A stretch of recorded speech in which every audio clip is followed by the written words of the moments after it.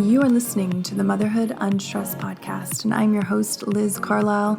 Happy Monday. Welcome to a new week, even though if you're like me, it doesn't really feel that way. I think if it weren't for this show, knowing that every Monday I release an interview with you, and then every Wednesday I release a meditation, if it weren't for that, I'm not quite sure what day I would think it was or what was going on. I'm definitely interested in finding out how you guys are, keeping your normal routines going, how you're staying motivated, how you're staying sane, despite everything that's been going on. So let me know at Motherhood Unstressed. And I've been loving to see, how you're listening to the show still. A lot of you aren't on your commutes anymore. I would say most of you aren't doing your morning commute. So I love seeing, you walking your dogs and listening to the show and just cleaning, because we're all doing that, I think, a lot more. So just touching base and showing me how you're listening to the show keeps me motivated to do it and to keep it going. But I'm so thrilled to share the work of my guest with you today. His name is Daniel DeBaun, and he is an internationally recognized expert in EMF radiation, EMF shielding, and EMF-related health issues, with a special focus on the effect of exposure from mobile devices such as laptops, tablets, and cell phones. And his main concern is regarding the health impact of EMF emissions. And it grew over 30 years of engineering experience in the telecommunications industry. So he knows his stuff, and he's held a variety of executive positions at SAIC, Telecordia, AT&T, and Bell Labs. And he's also the co-author of Radiation Nation, The Fallout of Modern Technology, which I read in about 2 days. I found it fascinating and really eye-opening. It reminded me of the old days where, doctors and everyone else thought smoking was fine. And even though there was research out there saying, this is not safe, this causes cancer, everyone just kind of didn't think about it and just believed, the mainstream media, that everything was safe. And so I think with the introduction of 5G and everything that's coming out now, we really need to be aware of this issue, of this problem, so that we can protect ourselves and, more importantly, protect our children, because this is an unprecedented situation of the amount of radiation that we're all being exposed to. And I feel like the world is just asleep about this issue. So I'm really excited to share this episode with you. If you love it, please share it with at least one friend. Please leave us a review on Apple Podcasts. The reviews are coming in, I think, because you guys are all home and I'm loving it. So thank you so much for that. Tag us on your Instagram stories as always, and spread the word, because EMF is a serious issue, and I can't stress that enough.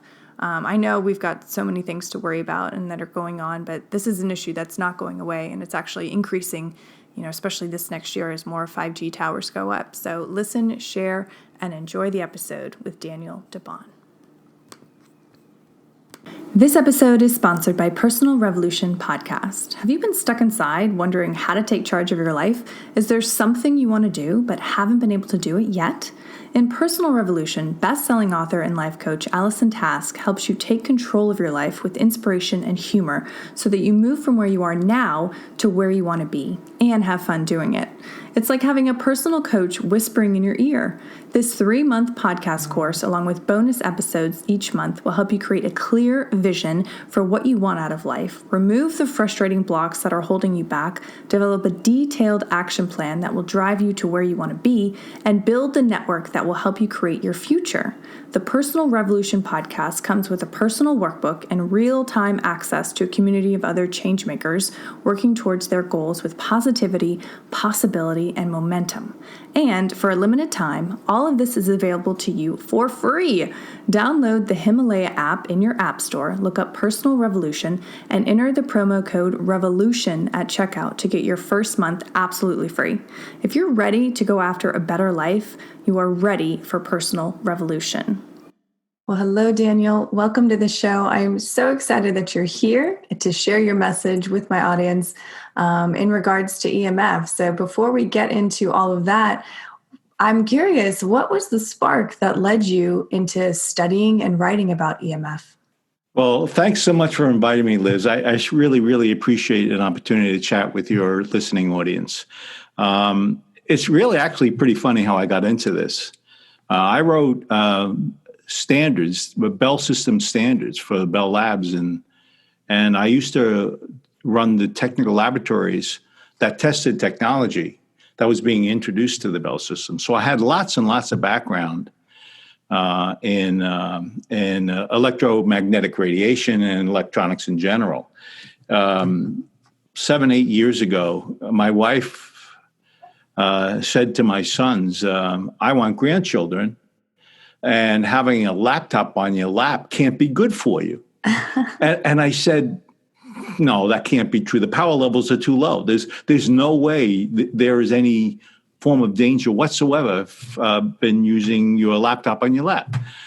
But then I said to myself, well, let me take a quick look just in case. So I went and did some research on the research side of science. And I was sort of quite surprised. So there was already evidence in the research community that after about 3 or 4 hours, 25% of the male sperm is immobile. Wow. And I said, well, wow. And so I said to my sons, well, let's go find some protection for you. And I couldn't find any that was legitimate. There are many claims out there about how there is protection, but so many of them are not based on science, at least the science I understand. So I just built them some, and they were protected when they were using the devices I built them in. And then a couple of years later, I was getting really frustrated because it seemed like the mass market didn't know anything about it. Yet research knew tons about it. Mm-hmm. And somehow that research wasn't getting to the people who are using devices that today is so prevalent in our lives. So I wrote a book about it. And I said, look, this is what we know. And this is what it is. This is what we know. And this is what you can do about it. And I was hopeful people would have a better sense based on Radiation Nation, what it is that you may want to worry about and what is that you don't want to worry about. This is certainly not something we need to seriously worry about if you understand the environment you live in. So that's what prompted me to write a book. It's huge. And I get books all the time, and I read your book, and it was just like I was telling you earlier, it was so clear and easy to understand. And yes, you have the science, but it's in a way that's completely digestible. And it's like, okay, I have these action plans. But to kind of take us back for the woman listening who's never even heard of EMF, which there are people out there. Right. What is it in its simplest terms? Okay. When they invented electronics to the home with a cable that turns on your light bulb, that was the beginning of electromagnetic radiation. The wires in your wall, in your house, they generate extremely low frequency emissions at 60 cycles or 60 hertz. So there was already in our environment emissions that were being created that filled the room. But it wasn't the kind of stuff that really was that drastic because it was in a wall. And when you walked, you had to be really, really close to the wall for it to bother you. The other emissions, which is the radio frequency emissions, the electromagnetic radiation, is from laptops, cell phones, Wi-Fi, Bluetooth, all the stuff coming out of the devices that are really, really close to us today. And because they're so close, they're more of a concern than the wires in the wall. And that's RF. So what is RF? It's a transmission that's being emanating out of you. Let's talk about your cell phone. It emanates out of the cell phone. It starts as a little ball and goes bigger and bigger and bigger and bigger and bigger until it hits the cell tower 4 or 5 miles away. So it's omnidirectional. It's in all directions. So it's filling your room entirely before it ever gets to the cell tower. Once it gets there, then you communicate. So here you have one transmitter transmitting, and you have a whole bunch of others around you that are also transmitting, doing the same thing. So radio frequency signals are, well, let's talk about a microwave. When you have a piece of meat and you put it in your microwave oven, which I don't have, by the way, you put it in a microwave oven and you close the door and you push the button and it starts heating up the meat. What it's doing is it's heating up the water between the cells. Mm-hmm. They oscillate the cells. the meat heats up and cooks. Voila, you have cooked meat. Well, RF signals are microwave signals. They're much less power levels, but they're virtually a thermal emitting transmission. So the stuff that's around us 10 years ago when people had cell phones, not a big deal, but because none of us had it. Right. But today, your 6-year-old child's walking around with a cell phone. So all of a sudden, it's becoming pretty serious in our lives. Wow, that's incredible. And I think, especially with the 5G that's coming into a lot of cities, Atlanta's a big hub for 5G. A lot of people are fighting it. But then you have like the majority of the demographic who doesn't know anything about it, who doesn't care about it. How do you get people to care and to at least understand, like what you just said to me makes perfect sense, Right. So what's the next step? What's the solution? So I personally, there's many people in the electromagnetic radiation space that are lobbying the federal government. Dr. Deborah Davis, there's many, Dr. Powell. There's a lot of people that are trying to change legislation, the control of these technologies in our environment. Be honest with you, I think that's a tough path. And in the meantime, a lot of people may get hurt, maybe seriously hurt, and certainly you're debilitated at some level in your daily environment. So rather than take that path, I think it's like fairly important for us to share our understanding and knowledge to help people understand so they can make good choices. And as I was talking to you before, people just didn't know it existed. Yeah. And our goal is to try to help. And why is that important? Because there can be immediate benefit to the users of these technologies. And it's simple things you worry about, and it's simple things to fix in your environment, and you're fairly safe. And you're right, 5G, for those who don't know what 5G is, it's the 5th generation of technology used for mobile communications. So there's been 1 to 4, and 1 to 4G were, when it went to 2G to 4G, were digital signals being traveling with those carrier connections we talked about before. And those digital signals are like little jackhammers on the cell.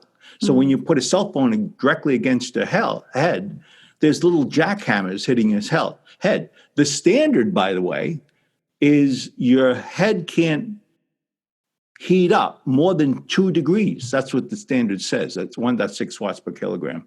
It can't heat up 2 degrees. The standard was created in 96 or so, and it was about, they modeled a 6-foot male that was in the Army.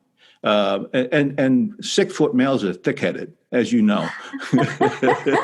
How did you know? I've heard it. I've heard the women tell me, oh, it's true.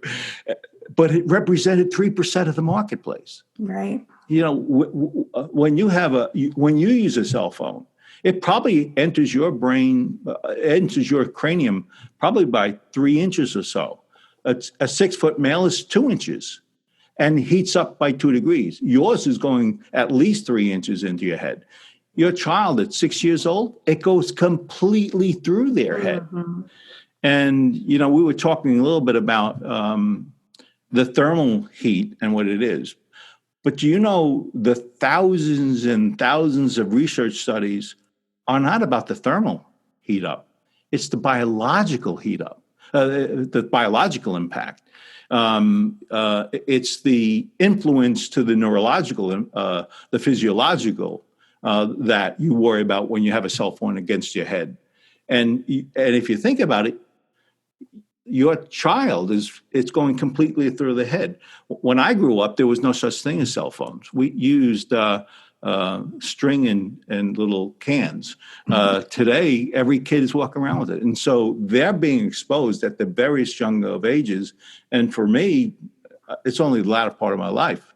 For them, it's their entire life. Right. So what is the biological impact? I mean, is it cancer? Is it thinking issues? So let's talk a little bit about that. It's a huge debate, Liz. There's a lot of controversy. Federal government says there's no problems. The scientific community that's not sponsored by the telecom industry, they all say it's a problem. And that was a debate that went on for years and years and years. A few years ago, the National Toxicity Program, which is a division of the federal government, actually spent $30,000, and they said, let's do an epidemiology study and prove that there is no biological impact. And I looked at the study when they did it, and I realized that these guys were really, really good at what they were doing. They actually took the thermal impact away by moving the transmitters away from the subjects. And long story short, they found statistically significant increases in frontal lobe brain cancer. Oh, wow. Statistically significant heart cancer. So for the first time, we now had statistically significant data. What do I mean by statistically significant? There's been this debate, right? Mm-hmm. And the best way to eliminate that debate is have a statistically significant study. In other words, let's take 10,000 children, lock them in a room, radiate them, and see who dies. So we're not going to do that. So we're going to do this NTP study. That was reinforced by Ramazani Institute study, which happened a year or two ago. They statistically significant, came up with the identical data. So we know it can be very serious and it can cause cancer under certain conditions. But believe it or not, Liz, I'm not so worried about the cancer. I'm really more worried about the influence to the body. Because this is so new in our environment, our bodies are trying to figure out what to do with it. And so when I mentioned, I'll give you a little litany of tendinitis. When you hear ringing in your ears, there's studies that directly correlate tendinitis to the ambient increase of EMF in your room. Insomnia, burning sensation, allergy symptoms, eye strain, eye hurt, memory fogginess. All those are directly correlated symptoms we know about in research. But as I mentioned when I started, it's the neurological that I'm worried about most. Because when you have a cell phone directly to your head and you're 6 years old, it's going right through your frontal lobe. Right. And there is where, like ADHD, autism, Alzheimer's, all of these kinds of illnesses that are exponentially growing in our environment, there's been not statistically significant studies that directly link it. It's not statistical because they haven't taken 10,000 autistic children and proven that it's true. But there's studies that clearly show a direct causal effect. So for moms who worry about their children, I think it's pretty serious. I really do think you should be cautious about giving your children tablets and keeping them happy by playing games on it while they're having Wi-Fi transmitted from the tablet directly hitting their head. Yeah. And this is huge right now because all of the kids are home due to the coronavirus. All the moms are home. Everyone's got a laptop. Everyone's working. Right. Yeah. Kids are doing schoolwork. So you mentioned some simple solutions to this problem, to this issue. What are they? What can we as moms do without going crazy, stuck in a house with our kids? So if you're going to have your kids use the devices, if you can connect it directly through a wire, an Ethernet wire from your laptop to the Wi-Fi router, you eliminate that transmission coming out of the tablet. I have a laptop that I use. It's 4 foot away from me. And then I have it's connected with Ethernet. and I have that connected to a terminal. So I've eliminated all those transmissions, and all the electronics I just keep away. Very, very simple to do. With Wi-Fi, I'm not going to throw my tablet away. I use it, but I use it in short-term periods, not long-term. So duration of use also is sort of somewhat important. If you're using a cell phone to your head,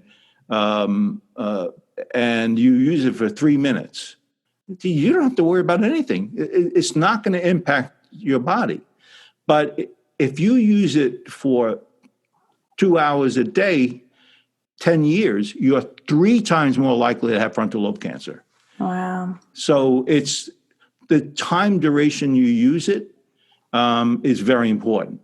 And then, of course, distance. So, when you have a cell phone to your head, it's like 100% of penetration. So it's potentially the worst condition you may have. If you take it 1 or 2 foot away, 80% or more of the danger is gone. Wow. If you put it 4 foot away, 98% is gone. So distance is your friend. Just simply putting this stuff away from you minimizes your dangers. If you have a cell phone, your cell phone transmits Bluetooth, Wi-Fi, and the cell tower connection. That's 3 transmitters. Are you using 3 transmitters? Like if you're like me, no. You're using just the cell tower connection. And so I turn them off. I just don't have. In other words, one of the best things you can do is turn off all the bees in the room. One bee won't kill you, 1,000 will. So what you want to do is try to go around and think about all the spaces that are transmitters that you don't necessarily need. You just turn them off. When you put cabling to the equipment, you reduce the emissions into the room, the bees in the room. By doing those simple things, believe it or not, you really do change. Those precautionary measures really does change fundamentally how you're being impacted and your family being impacted. What are your thoughts on AirPods? Okay, so the standard is 1.6 watts per kilogram for a cell phone. And that is penetrating your head by 3 inches. If you were concussed, if you had a concussion, or you were using it a lot, your immune system is suppressed, and it breaks down the blood-brain barrier, which is protecting your frontal lobe cells. So when you use these kinds of devices in your ear, they talk to each other. Guess what? It's through your head they're talking. And they're using 0.3 watts, which is, 3 times less power, 5 times less power, right? And so is that good? Well, we know through research that 0.1 watts, 15 times less the power level of a 1.6 watts per kilogram cell phone, can mutate the frontal lobe cell. So to answer your question, I do not like them. Yeah. I particularly don't like them for kids. Yeah, absolutely. So, right. They're dangerous. I asked the question because you see people walking around, like they have them in all day, just in case the phone rings. It was like the old Bluetooth ones. Right. And I'm just, in my own motherly intuition, it's like, that can't be good. You're right. Absolutely. And women putting their cell phone in a bra. There's clear research that shows direct links to breast cancers as a result of that constant pressure. This is another, in my opinion, a very important point that I'm about to make. When you're a teenage girl and you take a cell phone and you put it in your back pocket, your womb is that close. you are transmitting into the cell of the womb. You are transmitting into the eggs of the womb. That potentially can mutate that cell in the womb. She will have 10 years later a child that actually is porting that the cell, the damaged cell, to the next generation. So you can have subtending generations actually changing as a result of exposures. It's pretty serious because we know that autism starts potentially in the womb. We know there was a guy in San Francisco, a researcher in San Francisco, who gave a bunch of women that were in their first trimester RF meters. And they said, go walk around and let's see what happens. He was looking for impacts to the womb in the first trimester. What he found was women that were exposed to higher levels of RF were 3 times more likely to have miscarriage. Wow. So it's serious stuff when you have these devices near you. And there are consequences. Probably for you and me, we're going to be okay, but some of us won't be. Yeah. We really need to be careful, in my opinion. I mean, I'm one of those women that has the phone like in my side pocket, all the time. I know. And it's just. No, it's like crazy. Yeah. It's like practical stuff. You take it out of your pocket, you're perfectly safe. Okay. Putting in, you're potentially increasing the dangers to your own body and subtending children. I had when I wrote the Radiation Nation, there was a Dr. Prasad. He's one of the most brilliant men I've ever met. And he was an X-ray guy. He was like the first X-ray guy in the U.S. And I told him that there's potential influence to the womb. And he said, nah, you don't know. Now, here's a brilliant man, been doing this for 50 years. And now a quick break with a word from our sponsor. Look, if everything that's been going on in the world has you feeling a little more tense and anxious lately, and let's be real, you are not alone in this, you're going to want to head over to motherhoodunstressed.com and click the shop tab to stock up on my line of organic USA-grown hemp. I'm telling you, consistent dosing of CBD is going to take away that stress. It's going to take away that anxiety and have you feeling more chill and at peace. The key is to take it consistently here. So use the code Buckhead to stock up now and start feeling less stressed today. Then, like 2 years later, he calls me up and he says, I had a young woman, a high-tech young lady, come in. She had a child that passed away immediately. And there were fundamental mutated genes, very rare. And it was a combination of multiple. When you have multiple, the probability of multiple is 0.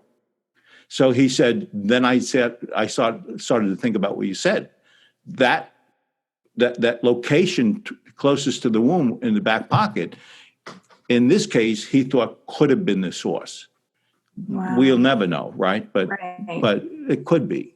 And so what he did with her, he said, get the phone away from you. Get these technologies away from you. Clean up your environment. And let's see what happens. A couple of years later, she had a bouncing baby boy. So it's potentially influential. So there are the cancer-like stuff maybe. But, when you're reading at night, you have your tablet and you're looking at it, and there's another electromagnetic radiation. It's what's referred to as visible light. All the colors of the rainbow you see are electromagnetic radiation. And when you're in bed at night and you're looking at a tablet, that's emitting a high concentration LED of blue light. The blue light is interrupting your melatonin. So where you used to walk around and go to bed at night and go right to sleep, the reason you did was because the cryptochrome in the back of the eye, the little switch said, oh, it's nighttime. Let me turn that switch on, and that's going to start the melatonin. And when you have an LED in front of you 2 hours before you go to bed, you are disrupting that switch. Right. So you put it aside and you try to go to sleep and you can't. Well, the reason why is because the switch didn't go on. Very simple things like recognizing your circadian rhythm is being adjusted because of what the electromagnetic radiation is doing in your environment. In fact, never have a cell phone next to a night table. Oh no! Never ever do that. I was talking with a really really wonderful lady at a podcast, and I was telling you, this bedroom is a sanctuary. You cannot have any device transmitting because it interferes with the body systems. There's like 4,000 systems that it interferes with. Right. And she was very nice and was telling me oh yes, very good. Thank you so much for the information. She didn't believe a word I said. And 2 weeks later, she calls me up and she said, my husband and I are sleeping. We took the phones away. Wow. And I said, will you please come talk to us again? It's really true. It doesn't take much to influence our bodies. So. Yeah. And I feel like too, with our routines, how life is now, we're just inundated, the cell phone is almost a part of our bodies. Oh, yeah. It's everything. It's our connection to social. It's our connection to our own identity. So to make these shifts, I think for a lot of people would seem, huge.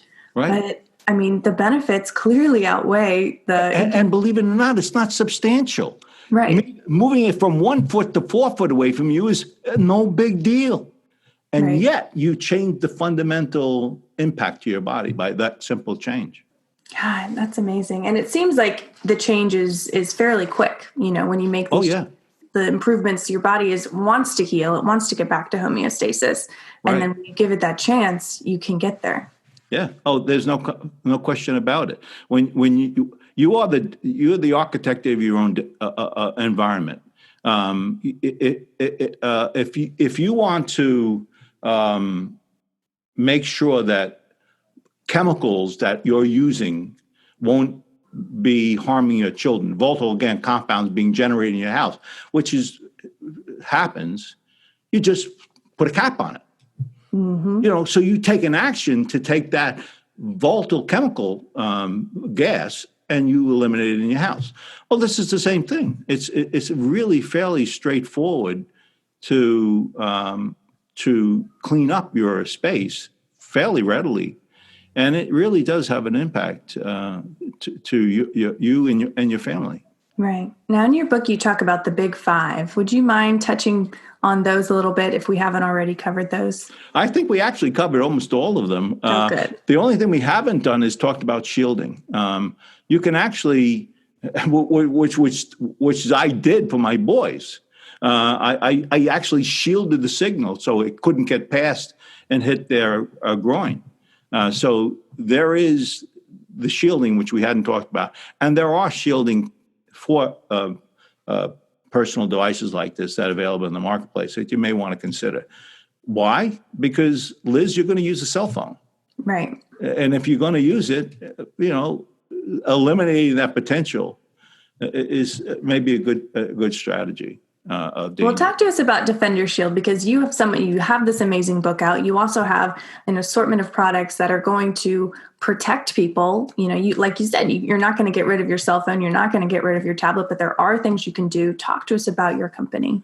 Yeah, I actually, believe it or not, I sort of decided several years ago, we're not going to be victims about this. And I don't think I'm going to throw my cell phone away. Oh, which, by the way, I never had near me. I always were very, very cautious using it. But today, I don't have any problem using it because I have a shield that actually eliminates the signal from hitting my frontal lobe. But it really started from the Defender pad I built for my sons, which, by the way, I don't have grandchildren yet. It didn't work. It just didn't work. I'm sure it's more complicated than that. I suspect it is, Liz. And so I just took that technology I created for them, and I created it for cell phones. And believe it or not, there was an anecdotal story. There was a 16-year-old girl who had gotten a cell phone. Her parents said she was in perfect good shape. She was good health, ate well, a peak of at 16 years old. They got her a cell phone. At her insistence, a year later, she had frontal lobe cancer and passed away. Oh, my goodness. When I heard that, I got really upset because I knew all we needed to do was shield her and she would have been fine. So that prompted me to create other products using the similar technologies. And I have laptop, tablet, portable PCs, glasses. We were talking about Bluetooth. I have a series of glasses so you can protect yourself. If you want to read your tablet at night, using my glasses, you actually eliminate the blue component from going past. And so the melatonin's being created and you're still having an opportunity to read your tablet, which I don't think you need to, but if you do, that now have protection. You now have an option. You now have an option, right? Exactly. And earbuds. We talked about things to do. Don't put a cell phone to your head if you can avoid it. If you use it on speaker, that's far better than putting it close to your head. But in between there, you can use earbuds. Earbuds are pretty safe. The kind you're using is pretty safe, for example. Right, with the wire. Yeah. But I eliminated the wire on my earbuds. Very cool. Yeah, I converted to acoustical links down low where it's not damaging anything, and there's no emissions to the tip of the head. And they're pretty high fidelity. They're really high quality hearing because I like high quality hearing. So, and we have blankets.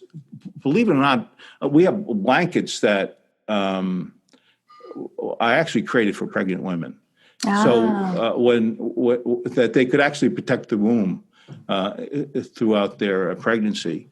But what's happened is there are clinics now using my blanket because electrohypersensitive people, like multiple chemically sensitive people, 20% of the population's electric hypersensitive. In other words, when they take a cell phone and they feel tingling, burning, it's a pretty serious thing. Of that 20%, by the way, 80% are women. Yeah. I do not know why. No one knows why women are more susceptible. Women's intuition. Women are more sensitive in everything. Something like that, for sure. And I know you know what I'm going to say next because you're so that intuitive.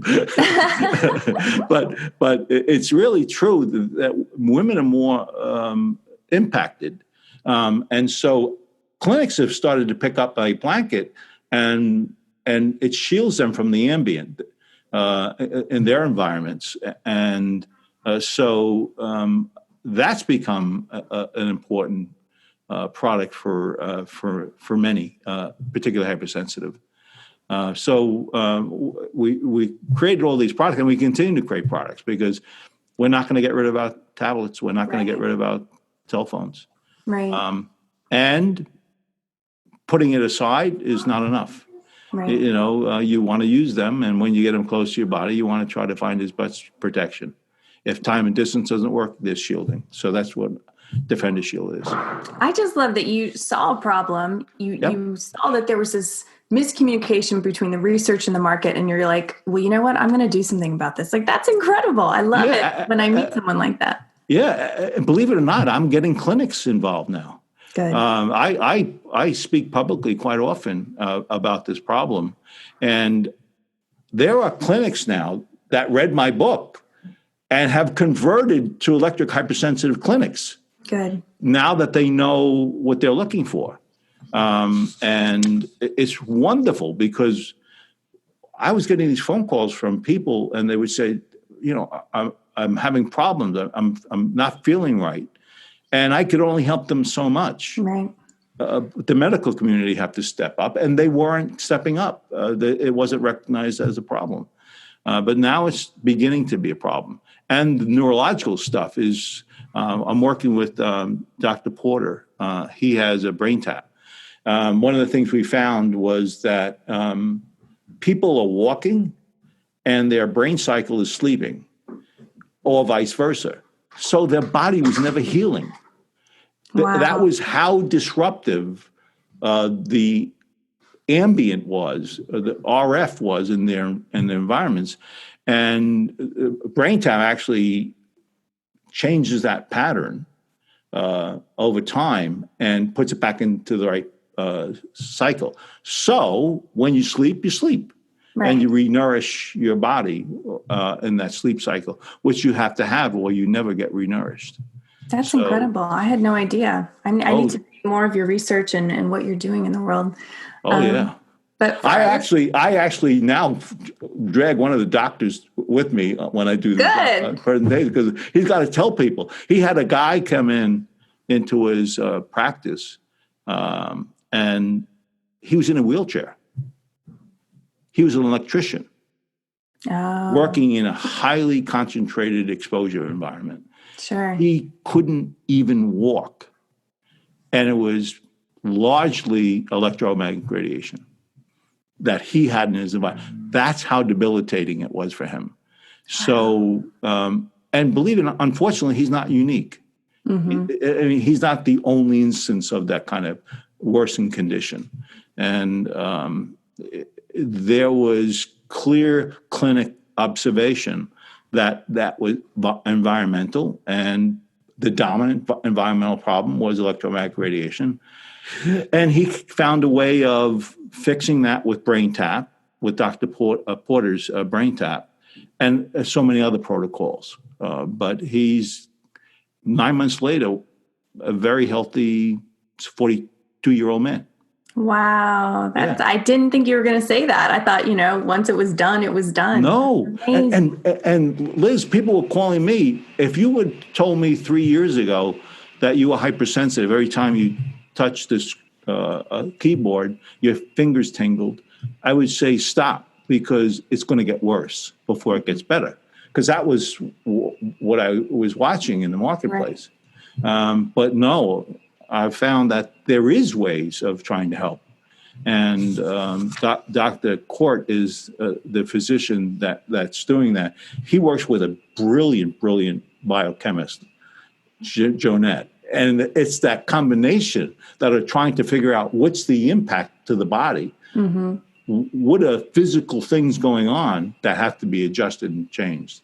And It's that combination that's been able to break that ice for all of us, actually. Well, I hope that their message and your message gets to Washington, and they hear it and they do what they need to do in conjunction with all of these companies out there who are putting out all of this technology. I mean, it's for our own health and wellness of this entire country, of the entire world. It really is, because it does. 100 years from now, the body will have figured out how to deal with it. It won't become a problem, but it's only very recently, because it's only been in our environment in a heavy way over the last 5-10 years. Wow. Think about it like when I was 12 years old, which was quite a number of years ago, I used to smoke cigarettes. I was a real man. And do you know, at that time in the 60s, early 60s, like that, there was known in science a direct correlation with cigarette smoking and cancer. But the general population didn't know it. Right. That's literally, in my opinion, a similar model of what's going on here. It's been around for a long time. Science is saying it's a problem. The society is not necessarily agreeing, but pretty soon it's going to become more apparent based on experience. I want to tell another little story. The World Health Organization categorizes RF as a 2B carcinogenic. 2B means it's potentially a carcinogenic. So if you're a parent and you want to go to the classroom and the teacher's in front telling you about what they're going to be doing in the class, And in one corner, you have a welder, and all these fumes are coming out from the welder. On the other corner, you have a 55-gallon drum being filled up with gasoline, and all the gas is coming off. And then in the back, you have a Wi-Fi. Guess what? All three of them are 2B carcinogenics. Yet, you would bitch and moan about the welder, yet the Wi-Fi is the equivalent. Right. So these are in our environment, and some organizations are evolving to understanding its impact, and they're going to take some time to do it. So if you want to make sure you're protected, do it yourself. Right, right. And that's what this show is really about, being empowered to protect yourself, to protect your family, educate yourself. Right. I mean, the knowledge is out there. You just need to get it. And when you do that, you're no longer a victim, as you said. Yeah, you're no longer. And you're pretty safe, honestly. If you sort of know your environment and take actions to minimize the use of laptops in a 6-year-old child's lap. When you have a stroller, you don't put your cell phone in the back of the stroller right in front of the head of the child. Right. Simple Things like that. Just being aware of the transmitters and what you can do to minimize those exposures is just it's very important. It's life-changing for your children and then your grandchildren. Absolutely. There's no question about it. I tell you, I am, and I keep on saying, I am most worried about the impact of kids. Mm-hmm. Because you're talking about 8 hours a day in a classroom.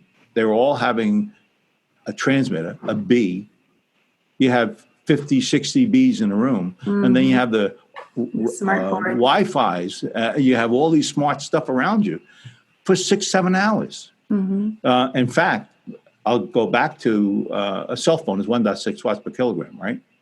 I also said that if you're concussed, 0.1 watts.